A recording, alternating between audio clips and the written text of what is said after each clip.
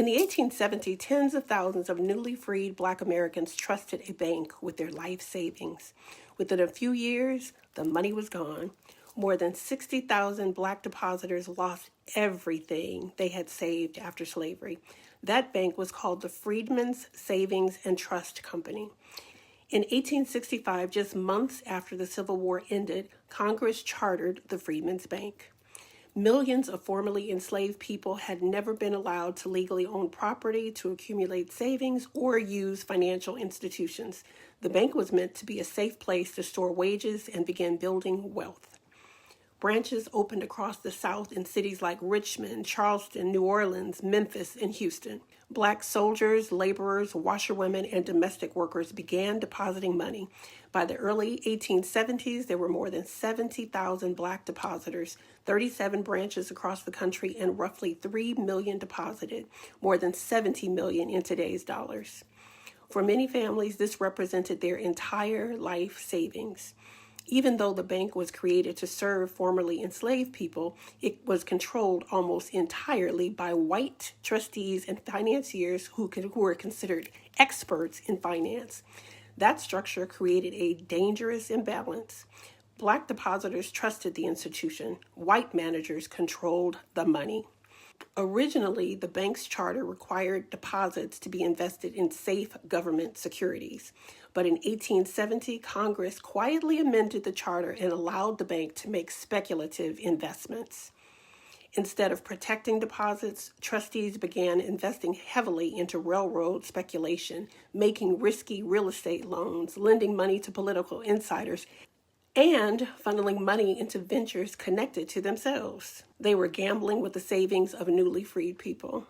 In 1874, Frederick Douglass was asked to become president of the bank in an attempt to restore confidence. When he reviewed the books, he quickly realized the institution was already collapsing. He pushed for a federal bailout, tried to reorganize the bank, and urged Congress to intervene. None of those efforts succeeded.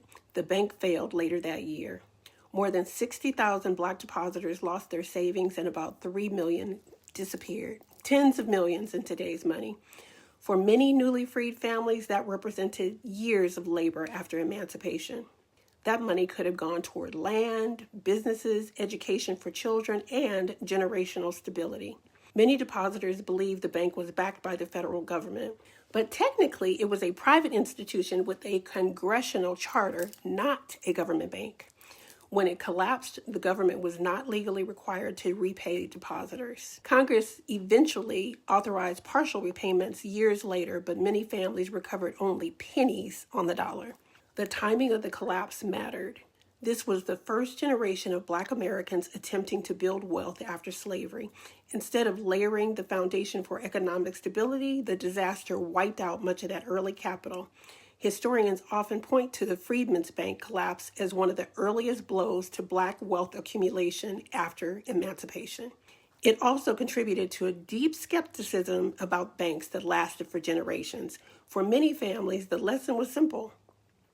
The system could take everything you have. Ironically, though, the bank left behind one of the most valuable historical records for Black families. When people opened accounts, they often listed their birthplace, parents' names, spouses, children, siblings, former enslavers, and the plantation they came from. Those details are preserved in the Freedmen's Bank records. Today, they have helped descendants reconnect family lines that were broken during slavery.